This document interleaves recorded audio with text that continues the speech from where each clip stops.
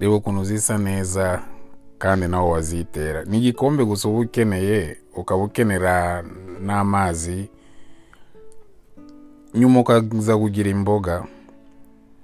Mwibukire gukora subscribe, kandi turashimira abantu bose barimo gukora subscribe kuri channel Dusangire. Muraho ni Costa hano, tufite izi mboga mureba aho ngaho, tugiye kubereka ukuntu bazitera.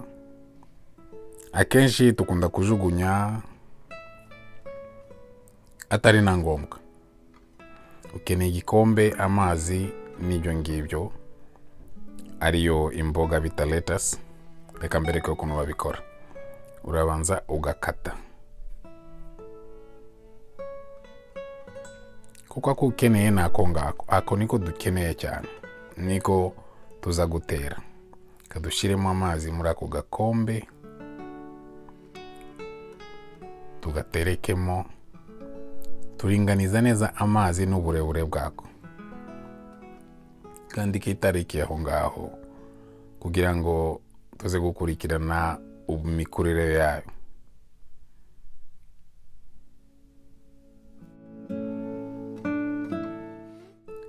Ubwo rero urabona ko idesha ryawe ushobora kuribyaza umusaruro.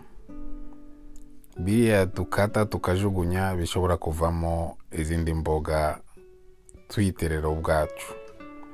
Ukuntu zisa neza. Izo ngizo twaziteye hashize iminsi 5 gusa.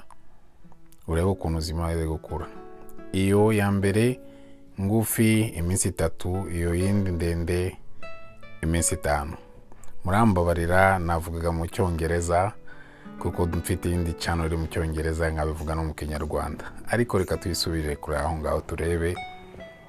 Mwabona ukuntu zisa neza, kandi mu gikombe aho ngaho zirabona akazuba kani mugoroba niyo karasa ku madirisha.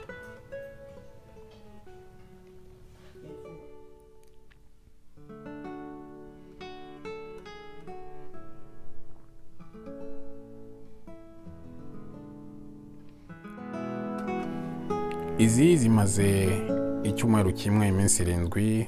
Murabona ukuntu zakuze vuba, kandi ntabwo ari amazi ushiramo buri gihe, ni yayandi twashizemo. Zirakomeza zigakura, zikazana uruboga. Murabona ko rutoshye neza, rumeze neza. Muzagerageze namwe mutubwire. Tunashimira abantu bose barimo kureba ama video yacu hanga kuri Dusangire. Dusangire ni yacu twese. Mwibuke rero gusangiza abandi. Twihaye kujya tubaha buri cyumweru video imwe cyangwa 2 kubera indi mirimo dukora. Ubwo rero turabashimira, mukore subscribe kuri Dusangire. Mwibuke gusangiza n'abandi, murebe n'izindi video n'izindi zizaza.